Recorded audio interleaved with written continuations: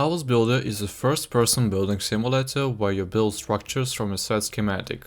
It's extremely straightforward and the game holds your hand throughout your work despite its staging, and it won't after a few contracts you have been completed. There is no story as you're all doing is building housing and throughout the world. You don't have clients that talk to you. You aren't trying to be the best builder ever. You aren't harassed by a terrible bossman that demands you to do all the building on your own. You're a builder building stuff just because you can. It's a fun game, especially if you enjoy building, but it does come with a few creeps that may or may not steer some people away.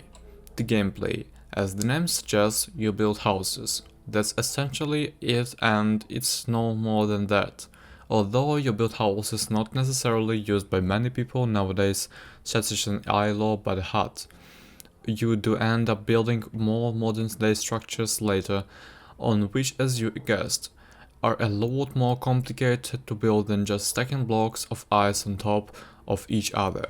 There are only about 7 buildings I believe you can build before the game ends, but I do believe, if the fates are nice to the developers, more buildings and houses will be added in the future. Many others complained about the repetitiveness of the game, and I understand that it can get repetitive, but if you expect building a house to be super fun and exciting, then I honestly have no idea what kind of building style you expect to be given. Essentially, you have to, for the most part, scavenge and create your own resources to build the blueprint assigned. This can range from tiles, plates, flooring, planks, bricks, and your typical building pieces. At first, you have to make everything yourself, and this is what most people complained about, but I honestly found the feature super fun and entertaining as it keeps the player engaged with their job, to the point of even having to do everything yourself from scratch. The way the game was programmed also made moving around super easy, which actually made the scaffolding and ladder obsolete in some cases, cause you could literally just run and jump onto the roof. Sure, it's the same thing over and over again, but there are skills that boost efficiency and speed for building and crafting that makes what should be a tedious task into something far more light and fun. From getting more logs from a single tree to placing down tiles quicker to even just screwing in the plank faster. The game does a lot to make the job fly by way faster than if you were to literally do everything one by which actually builders have to do.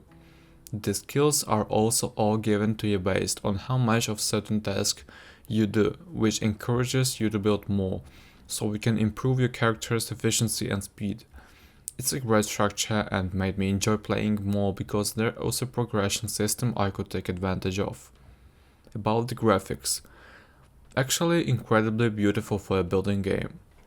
It reminds me both the forest and house flipper.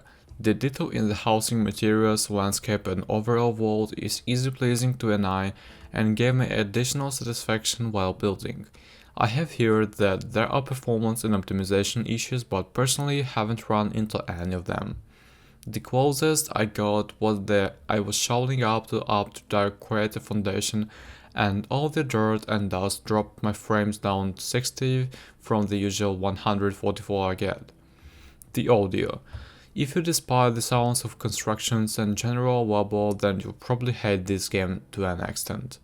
Surprisingly though, there isn't that much noise since you are, as the game says, a one-man crew, so there won't be a super loud cement mixer going off in the distance while a body of yours mans a bulldozer and another has his way with the